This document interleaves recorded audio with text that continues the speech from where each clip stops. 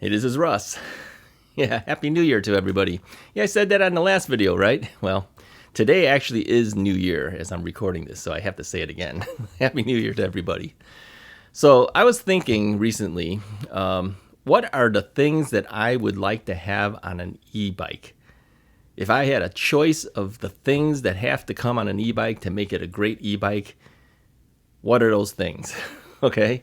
Now, you could put a dollar amount on this, of course, and that, of course, if I said your budget is $5,000, I could ask for anything in the world, right? But no, let me give you the things that I think are the things that I would absolutely love to see on an e-bike if I was to pick out an e-bike today. This is a good one, right? Okay, so let me tell you what it is. First off, let's go by frame, tire sizes, and accessories that go on it, okay, and other necessities that go on it. So let's start out first with the frame type, okay. So would I go with a step over or a step through design? Now, I have both, right? I started out with a step over design, and then of course now I have many bikes that are also step through type designs, and some that are even considered mid-step design. We all know that. That's the Magicycle is a mid-step design, right? The cruiser. So if I had to pick, what would I prefer to have? All right, if you were to ask my wife, she would say, get them in step-through design. Okay, because she watches me as I get off and get on my bike, and she says, you look like you're about ready to fall off that bike when you get off. No, I have to tilt the bike in order for me to swing my leg over the top. But am I unstable? I would say, no, I'm not unstable. She says I look unstable. That's probably because I'm a big guy. She says you don't look graceful going over it. Maybe back in the day when I was younger, when I was still doing martial arts and stuff, and I could kick over the top of your head, it probably would have looked better. But today I don't look so good doing it. But can I go with the step over design, or am I forced to go with the step through? For me personally, I can do either way. All right. If you ask her, she says go with the step through design for every bike that comes in. No, I'm not going to go that far. All right. I can go either way. Now, here's why I would go one way or the other. If my knees were bad and my hips were bad more than they are now, all right, because we all know I had a knee replacement done on my left side. If it was worse, I would go with the step through design. Okay. I mean, why make it tough for yourself? Just walk over it, right? It makes it a lot easier, okay?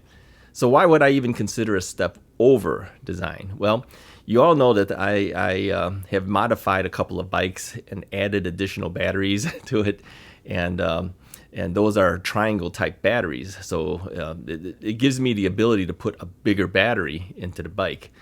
That's why I like the step over design. I don't prefer it simply because back in the day we used to consider those boys bikes versus girls bikes. It's not for that reason that I would want the step over design because I'm a male. I want it because it gives me the ability to put a triangle battery in there. All right. So we'll get back to that in a second. So I'm up for either design, quite frankly, for me. But I think for many people who are our age or higher, I'm going to be 64 years old in a few days. Can you believe that? Yeah, kind of hard to believe. Yeah, it's coming up. So I would say if I didn't have physical limitations, I would probably still prefer the step over design. Now, step over designs typically are stronger frame designs. That's why they do it, okay? Step through designs are actually a lot, it's harder to design that kind of design and keep it strong, okay? But the way the e-bikes are made today, they're big, they're heavy. I don't think there's really much fear in the step through design anymore. But back in the day, yeah, I mean, they would make the step over design simply because it's a stronger frame design. I mean, even competitively, many of the women, when they used to call them men's bike and women's bike, they would buy a men's bike because it's a stronger frame, all right? But I'm doing it for the battery issues, okay? So either way, I can go either way on that thing. All right, so let's go further. 20-inch wheels or 26-inch wheels? Now, some people have said that the 20-inch wheels, there is more torque when it's a smaller wheel. Some of them said, well, you're closer to the ground if you were to fall. Some of them said that because your center of gravity is lower, you have more control of your bike with the 20-inch bike. But between the two, me personally, okay, I'm not saying for everybody, I'm just saying for me, okay, I prefer the 26-inch wheel bike. All right. Now, I do know I cannot maneuver that as easily as the 20-inch bikes. Like for instance, that I don't do U-turns, right? I only started that whole thing with no U-turns for me because I had a weakened left leg due to my knee replacement on my left knee, and that's the reason I fell a couple of times. But that's no longer the case. It's fairly strong now, so even if I lean to the left, I can put my leg down and still support the bike and myself. So I'm fine now with that. But I still don't do the U-turns with the 26-inch wheel bike because it's tougher to do with the big fat tire versions of the bike. It's tougher to do. You don't have as much maneuverability. How did that come out? You don't have as much of that on the big fat tires. It's a little tougher to do. So I still prefer, however, the 26-inch, 4-inch fat tire bikes. It's just my personal preference. So I'm good with that. But I do have a number of 20-inch wheel bikes, of course, and I ride those just fine as well. But we're talking about my preferences, okay? So I would say 26-inch fat tire bike. That would be my preference, okay? I'm looking at bikes to the side here. As you know, I'm looking off to the side because I'm looking at the bikes, trying to remember what it is I want to tell you. What else would I prefer on these bikes? I want a bike with a big battery. Yeah. Don't give me these 14 amp hour type batteries anymore. Give me at least 20. Dude, let's go even further. Give me 25, 26. Give me a little bit more. Because the distance is really for me. I like to go far, okay? And because I'm a big guy and a heavier guy, if I don't have a lot of battery, I don't go very far. I mean, like for instance, for my wife, she can get on her Rad Mini Step Through 2, has a 14 amp hour, 48 volt, 14 amp hour battery on there. She'll ride 40 miles and only drop like a bar or two out of 5 on her battery meter. So for her, yeah, it's not as critical, but for a guy like my size, yeah, you got to give me more battery, okay? As we're talking about this too, give me a second battery. Give me 2 batteries is what I'm saying. Now, you could either integrate that in the design so that a second battery is permanently mounted on the rack and in the rear rack, and then one on the down tube, something like that. That's perfectly fine. Or give me like a 20 to 25 amp hour battery, something in that, if they make those things. Give me something like that, and then give me another one so I can put it on the rear rack. Yeah, I want to carry 2 batteries. Yeah, I want to, even if I don't think I'm going to go really far, I feel better when a second battery is on my bike. I feel like I don't have to worry about the range at all. I don't have to worry that I'm not going to make it home. That's my whole point, okay? If I initially start to decide I'm going to go to a certain distance, but then I decide, oh, let's go a little further, I want to be able to do that. You see what I'm saying? So give me 2 batteries is what I'm saying, all right? Let's talk about brakes. Give me hydraulic brakes, okay? Yeah, give me hydraulic brakes and make them 203 millimeter rotors. Okay? Don't give me 180s. Give me 203, okay? Because I have a bike now that has 203 millimeters, and it's a big difference in my opinion. You can stop a lot better. Give me 203 millimeter rotors. Give me full hydraulic brakes. Don't give me mechanical disc brakes. Give me full hydraulic brakes, all right? What else? Front shocks. Yeah, hydraulic shocks. Give me front hydraulic shocks. Rear hydraulic shocks would be good, but I could live without it. If I had to give something up, I would give that part up. But give me the front shocks. I need those front shocks, all right? Give me a front basket. You all know that I want my basket. Now, some people say it's not necessary. It's an accessory. Yeah, it is an accessory, but you know what? I carry a lot of stuff. Give me a front basket. Make sure it has a rear rack, okay? Give me fenders. Give me front and rear fenders that work, all right? Give me that. What else? I'm looking. Oh, give me a saddle that I can fit on. Nobody ever talks about. Well, okay. people replace their I think that's probably the number one thing people replace. Yeah, the saddles that come on most bikes, they're not the ones for me. Most of them are not right for me. I need a bigger saddle, right?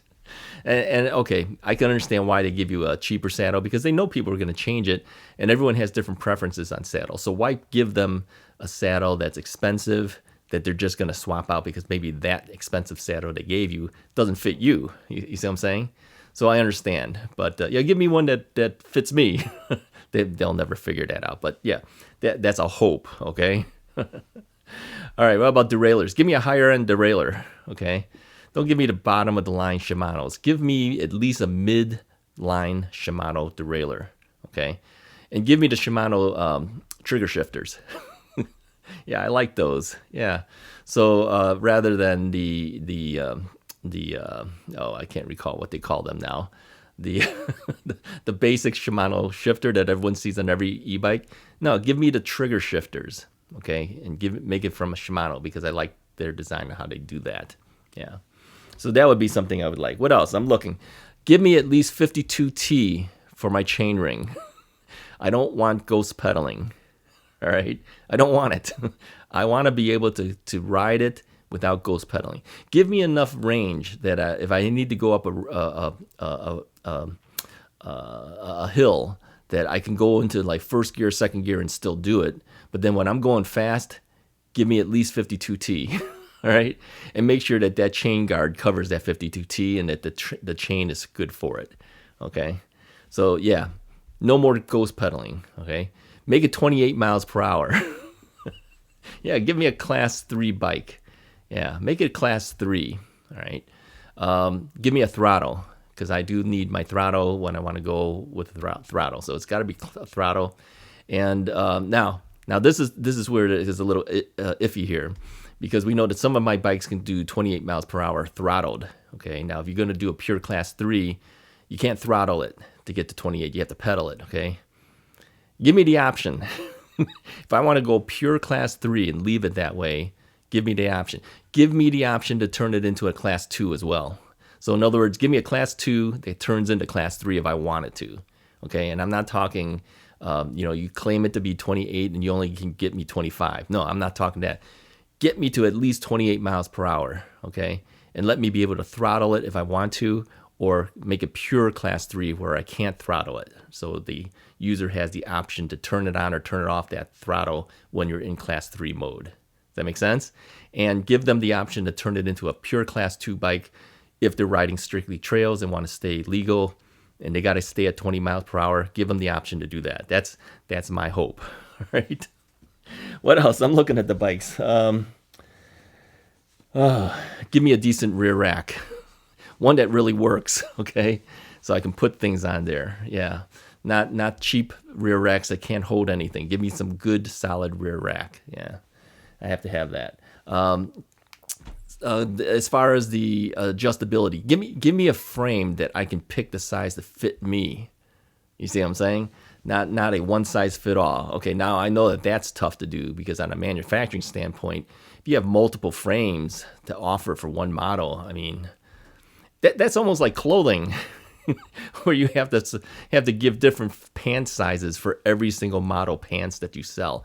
It's tough. I understand it. Okay, but this is my wish list. Okay, give me a chance to be able to pick it. So if I decide to do a step over bike, that I can step over that and I don't have to worry about anything hitting the top tube. Okay, so that that bike frame is too big for me, I have an option to go down. You see what I'm saying? So I can pick it. That would be my ideal. Okay, give me rear mirrors. Yeah. Side view mirrors. Give me side view mirrors on there, and no real thin side view mirrors. Give me something wide enough I can see the ground and I can see behind me and above me. Okay, so the ones that I prefer right now tend to have like a tier shape to it. Give me the ability to put that on left and right side with enough space. Give me a bell, okay, and give me a horn option too. So that, in other words, if I needed it louder to hit, it gives me a loud horn. but also a basic bell, so that if I'm just on a basic trail and I don't want to blast somebody with a horn, I can use a basic bell to announce that I'm there. Yeah, both. That would be good. Give me turn signals while we're at it. Give me turn signals and make it wide enough so that people can see it. They can see it, definitely the left side or the right side that you're turning. So it's automatic where I can just click a button and say I'm turning left and I've got turn signals, okay? Give me headlights. Give me headlights that are bright enough so that I can illuminate the front if I want it. Make sure they can blink. Yeah, give me ones that can blink as well, because I want blinking, bright enough headlights that people can see during the daytime. Okay, and of course bright enough that if they wanted to use it during an evening ride, they can use it. Give me a tail light. Make sure that can blink as well. All right, so give me visibility in that sense. Make me more visible. Give me side reflectors or even side lights so that cars will know that I'm coming even from the side. Okay, I think that would be kind of nice to have. These are just things I'm thinking as far as what would be nice to have on a bike. Now, all this was going to cost a lot of money. I'm telling you right now, this is not going to be a $2,000 bike anymore, okay? So with all the stuff that I want on there, what's the price that I would like to have it at? $3,000 and under. Yeah, I'll go as far as $3,000 and under. That's the kind of bike I would like to see, okay? Now, what about the drive? Mid-drive or rear hub? I'm used to the rear hub. I'm okay with that. But people say you should try a mid-drive. Well, if you have knee problems, hip problems, sometimes like that, maybe that might be tough to do. But give me an option I can choose on that model, so I can go with either one if I decide to do it. Yeah, the mid-drive will cost you a little bit more. But like I said, I'll give you up to a $3,000 budget to design this, okay? So I think that covers most everything. I'm looking around here. Let me see. Look at these other bikes here. Okay, the display screen, okay? You can keep it as a standard monochrome LCD. I'm fine with that. Just make sure I can see it well during the daytime, and then that it has a good enough backlighting that I can see it in the day, in the evening hours as well. So I'm fine with that. Make sure I can see all the things like trip meters, and don't reset my trip meter when I turn off the bike. Let me just reset that. So I want full power meters and percentages and voltages, not just basic bars. So there's a lot of stuff you can do on a display screen, but yeah, give me one that I can see well. Anyways, I think these are the main things I would like to see on the bikes if I had an option to choose. Tell me in the description below what type of things you would like to see on a bike, and how far are you willing to pay for something like that, okay? I think this would be a good test out. I think that's good enough for today. Those are the wish list things that I have. Hey, if you like this video, hit the like button, hit the subscribe button. I'll talk to you guys next time.